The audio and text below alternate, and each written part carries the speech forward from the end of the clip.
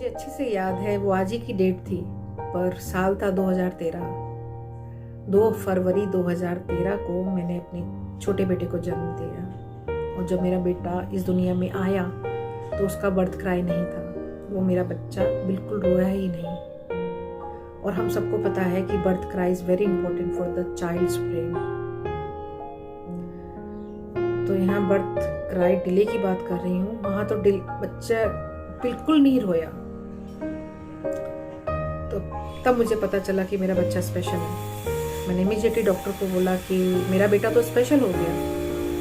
तभी एक डॉक्टर ने बोला कि ये क्या कह रहे हो आप, ये कैसे पता आपको? तो मेरी गायनी ने बताया, शी इज अ साइकोलॉजिस्ट। तभी डॉक्टर ने कहा जल्दी से इनको इस रूम से बाहर शिफ्ट करिए, आईसीयू से दूसरे रूम में शिफ्ट करिए। और बच्चे के साथ उन्होंने जो भी प्रोसेस था वो स्टार्ट किया। और उन्होंने मेरे हस्बैंड को अप्रोच किया कि आपका बच्चा सरवाइव नहीं कर पाएगा, और अगर सरवाइव करता है तो बच्चा और बच्चों जैसा नहीं होगा, तो आपको ये बच्चा चाहिए? मेरे हस्बैंड ने इमीडिएटली बोला यस, ये बच्चा हमको चाहिए। फिर मेरे बच्चे का जो भी ट्रीटमेंट था वो स्टार्ट हुआ। मेरे बच्चे को दूसरे हॉस्पिटल में शिफ्ट किया क्योंकि वहाँ पूरी फैसिलिटी नहीं थी। तो बच्चे को एनआईसीयू में रखा गया। मेरा बच्चा 60 डेज वेंटिलेटर पे रहा। 60 डेज के बाद भी डॉक्टर्स को डिस्चार्ज करने के लिए रेडी नहीं थे, क्योंकि वो फीड नहीं कर पा रहा था। वो ऑक्सीजन के बिना नहीं रह सकता था, उस ऑक्सीजन सिलेंडर के साथ ही, मतलब वो वेंटिलेटर पर ही था। तो उन्होंने एक ही कंडीशन पे मेरे बच्चे को डिस्चार्ज किया कि अगर आप वो ट्रेनिंग ले लेते हो, यानी मैं अगर वो ट्रेनिंग ले लेती हूँ कि बच्चे को कैसे राइस ट्यूब से फीड कराना है, बच्चे को कैसे बच्चे का सक्शन करना है, कैसे बच्चे को ऑक्सीजन का मतलब सारा मॉनिटर करना है, अगर आप करते हैं तो हम बच्चे को डिस्चार्ज कर देंगे। तो मैंने कहा ठीक है, मैं कर लूंगी, आप मेरे बच्चे को डिस्चार्ज कर दीजिए। क्योंकि वहाँ कोई टाइम लिमिट नहीं थी कि बच्चा कब डिस्चार्ज होगा, कब बच्चा ठीक होगा। हम बच्चे को घर ले आए और वो ट्रीटमेंट घर में ही चला। मेरी जर्नी स्टार्ट हो गई थी as a parent of child with special need. Doctor ने कहा कि आपका बच्चा और बच्चों जैसा नहीं है। मुझे पता था कि मेरा बच्चा और बच्चों जैसा नहीं है, मेरा बच्चा स्पेशल है। डॉक्टर ने कहा कि आपका बेटे का स्पीच नहीं है, विजन नहीं है, हियरिंग नहीं है। उनका ओके। तो टाइम जैसे पास हुआ, मेरे बच्चे का कोई भी माइलस्टोन नहीं आया। पूरा परिवार स्ट्रेस में था, क्या हो रहा है, कोई माइलस्टोन, सारे माइलस्टोन्स डिले थे। बच्चा अभी 2 महीने तक अभी भी बच्चा नहीं रोया था। मैंने बच्चे की आवाज भी नहीं सुनी थी। सडन एक दिन जब डॉक्टर नर्स आके बच्चे को इंजेक्शन दे रहे थे, तब मेरा बच्चा लाउडली चिल्लाया, रोया। तो मेरा बेटा रो रहा था, मैं हंस रही थी। रियलाइज, हाँ मेरे बच्चे की स्पीच है, मेरा बच्चा रो सकता है, मेरे बच्चे की आवाज है। जैसे ही टाइम गुजरा पता चला कि मेरे बच्चे का विजन भी है, मेरे बच्चे की हियरिंग भी है, बट अभी तक कोई माइलस्टोन नहीं आया था, कोई माइलस्टोन उसने अचीव नहीं किया था। तो ट्रेनिंग स्टार्ट हुई, जो मैं 2004 से स्पेशल बच्चों को के साथ डील कर रही थी। अभी वो मैं प्रोफेशनली कर रही थी, आज मैं वो पर्सनली कर रही थी, अपने बच्चे के साथ कर रही थी। तो मैं जानती हूँ कि स्पेशल बच्चों के पेरेंट्स की लाइफ में कितना स्ट्रेस होता है। हर पल उनको एक स्ट्रेस, एक डिफरेंट इमोशन स्टेज उसमें रहते हैं कि अब क्या होगा, अब कैसा करना है, अब क्या करना है। बट 3 साल मेरा बच्चा मेरे साथ रहा। 3 साल तक उसने कोई माइलस्टोन अचीव नहीं किया था, क्योंकि मेरा बच्चा एक सीवियर सीपी चाइल्ड था, सेरेब्रल पाल्सी। बट उस स्ट्रेस में कैसे डील करना है वो मैंने सीख लिया था। बच्चे के संग किस तरह से उस बच्चे के माइलस्टोन्स को लाना है, कि कुछ माइलस्टोन्स अचीव करना शुरू किया था उसने। सडन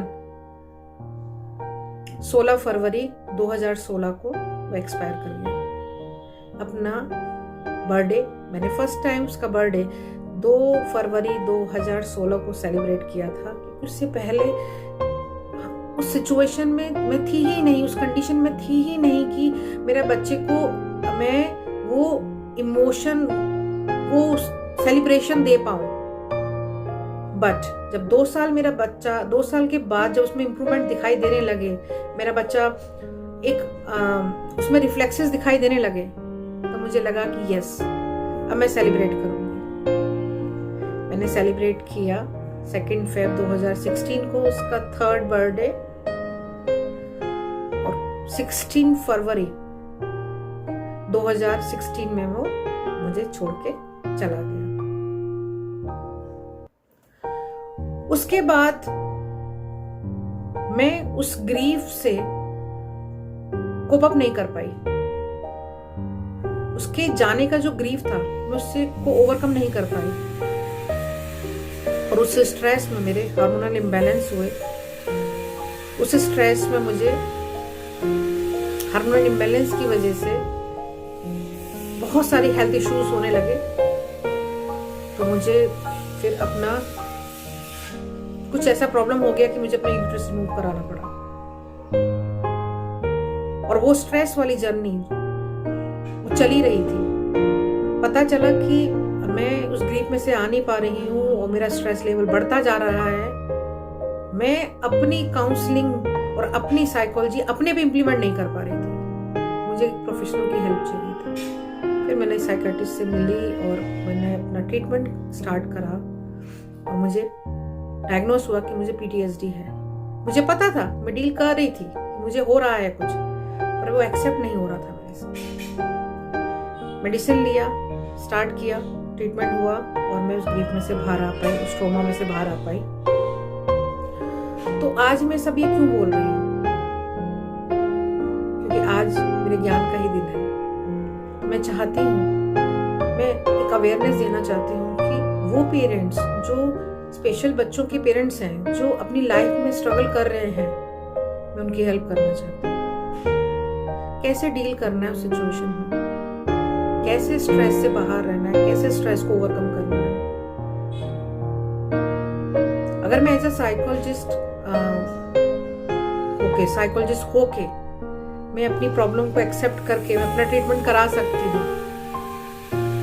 तो मुझे लगता है कि अगर सबकी लाइफ में कुछ ना कुछ स्ट्रेस रहता है, कुछ ना कुछ इश्यूज रहते हैं, तो मुझे ऐसा लगता है कि उसको एक्सेप्ट करने में क्या बुराई है। अगर हम फिजिकल हेल्थ पे फोकस करते हैं, तो मेंटल हेल्थ पे फोकस क्यों नहीं करते? अगर हम फिजिकल इश्यूज को हम एक्सेप्ट कर लेते हैं, लाइफस्टाइल डिजीज को, प्रॉब्लम्स को एक्सेप्ट कर लेते हैं, अच्छा मुझे डायबिटीज है, मुझे थायराइड है, मुझे ये इशू है, ये एक्सेप्ट कर लेते हैं। बट मुझे डिप्रेशन है, या मुझे स्ट्रेस हो रहा है, या मुझे PTSD है, या ये मैं कैसे एक्सेप्ट करूं? और इसके लिए मैं डॉक्टर के पास क्यों जाऊं, कैसे जाऊं, लोग क्या कहेंगे?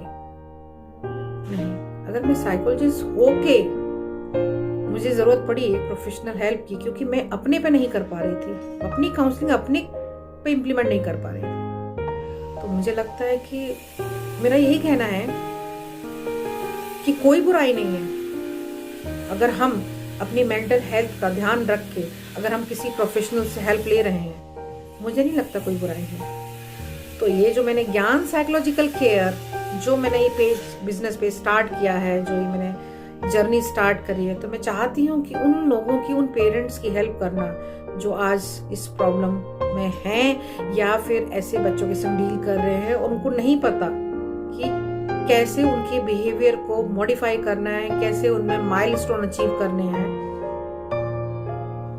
तो वो मैं एजुकेशन, वो इंफॉर्मेशन मैं अपनी साइट से, अपनी पेज से प्रोवाइड करना चाहती हूँ।